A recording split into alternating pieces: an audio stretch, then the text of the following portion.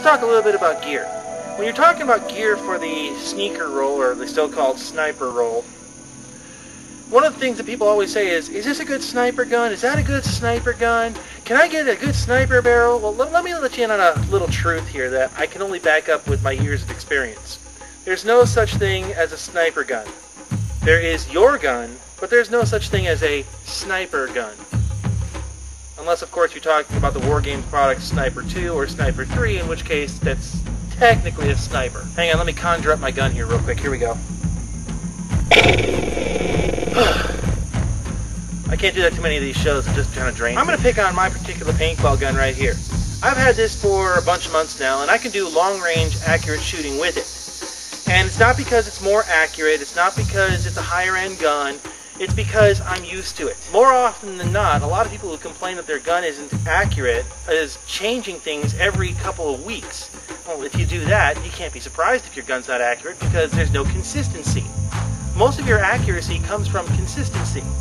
And consistency comes from having good gear that you are used to. So exactly how do you get more consistency if all paint guns are basically the same? Well, you modify it to fix problems that you have with the paintball marker. For example, let's say that you're having some air problems. It's shooting way all over the place on the chronograph. Well, you can either go nitrogen or you can regulate the CO2, whichever one works for you. If you're having problems with your barrel, you can buy a brand new barrel for it. If your paint gun is too heavy, you can actually buy lighter parts to fix that problem. If the gun's too light, you can get heavier parts. All of these things are modifications that you make to your particular paintball gun to make it yours. Again, it's consistency, and it's consistency because you are used to your equipment. If you don't believe me, pick up a rental gun one of these days. You'll understand completely what I'm talking about. One question a lot of people do ask on the forums, and that is, do sights help? Well, yeah, they do, if you sight them incorrect. If you get a magnifying scope, you're not really going to help yourself out that often because, you know, how often do you need to see that far down the field? If you want a non-relief sight or a zero-relief sight or a ×1 magnification sight, that's pretty much what you want to go for. What I try to do is I try to zero my dot in at 75 or 100 feet. That's about the normal engagement range, and from there I can angle up or angle down and hit targets further away or closer. So I guess what I'm saying about gear is that you gotta find gear that's comfortable for you and just consistently use it. Some people might say to you, where'd you steal the museum piece? But I'll tell you this, I'd rather have a museum piece that I can drive nails with than a brand new gun that I couldn't hit the broadside of the barn. Does that about cover it? So, I think you got most everything. Yeah. Now we get to the part of the show that I really like, and that's where I start to get to shoot stuff. Not Jim this time. Woohoo! Yeah! I'm the guy in the ghillie suit. How's he do that? Let's talk about long-range shooting. Now, when I'm talking long-range shooting, I'm talking in excess of 150 feet or more. Yeah, I know, in the last part I said that I always keep my sight zeroed in at about 75 to 100 feet. That's all fine and dandy, but if I have the sight zeroed into that, I can just raise up the dot in order to make a longer range shot. Some people say that over 150 feet, a paintball really doesn't do much damage. I say that you can do a lot of damage at over 200 feet. Let me show you what I'm talking about. Yoink to parking lot. Let's talk about the concept of absolute range. When we're talking about absolute range, we're talking about the absolute furthest that you can get a paintball gun to shoot. Now, we've determined at that indoor facility that you can actually get a paintball to shoot over 275 feet. And I think I had about a 5% accuracy at that range. But a lot of people said, oh, that's not really practical. That's not really ever going to happen. So we set up a simulation here to show you that, yeah, it can. We've got a pair of goggles sitting on a garbage can about 275, 280 feet downrange, where that's going to represent somebody who's sitting in their base and is just kind of like waiting there, not knowing what's going to happen. And let me see if I can sharpshoot him from here.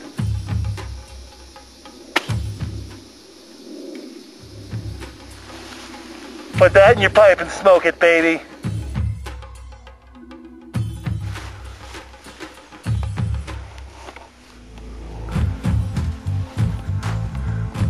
It bounced! This is what I get for using really lousy, like, 5-month-old paint. Serves me right. Because I know exactly where I got this stuff. Red and white, so you got it from Santa Claus? Nope, I got it from Challenge Park. Looks like Christmas paint. I played in April. Does this mean my status as paintball god has gone down? Paintball half god? I don't even want the god status. I just want paintball dude. Half a paintball dude? Mini-me? There you go. I've been demoted to mini-me. So with that in mind, let's take that type of long-range shooting and let's practice it in the woods. Long-range shooting in the woods is more of an art than it is a science. I mean, we can sit here all day and argue about what paintball will go further and trajectories and this, that, and the other thing. But when push comes to shove, you're trying to thread a 68 caliber ball through a 1-inch hole past about 10 trees. That is art. Part of the art is being able to visualize distance. One thing you want to do is be able to visualize 100 feet. What does 100 feet look like? How small in perspective does the other dude look at 100 feet? Hey! I thought you said you were going to shoot at me! Come on! This is no fair! This is about your mid-range. This is probably where you're going to be getting most of your eliminations from, is about 100 feet. Learn what that looks like and be consistent. Remember, I keep on drilling consistency during this series because consistency is the key. It's not just doing something once, it's being able to do it over and over and over. Once you visualize 100 feet, you want to visualize in the woods your maximum range. Now what that means is you know how far your paintball gun can shoot on an open field. What does it look like when you're out here? Can you clear the canopy on a long ball? Can you clear all the scrub and trees and shrub and stuff? Is it even worth trying to throw the ball all the way out there to shoot somebody? If somebody is at your extreme range and there's too much scrub in the way, let them get closer to you, or you get closer to them. Another thing when you're trying to be consistent, and that is keeping your paint gun consistently on target. If the barrel is moving all over the place, you're not going to hit anything. Well, dirt and trees, but they don't count. Brace your equipment. We've already covered this in a previous show. But when you're bracing it in the woods, you have a couple other things that you can use. You can use found objects like fallen trees and logs. If you don't have a nice found object that you can brace on, then use your own body to brace. But don't just hold the paint gun way out there because it's going to wobble and waver and you're not going to be able to hit anything. Try to put a joint on a joint or bone on bone.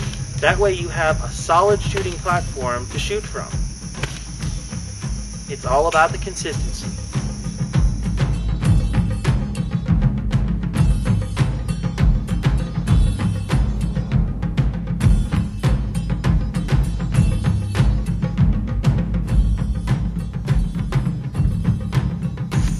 Snipe!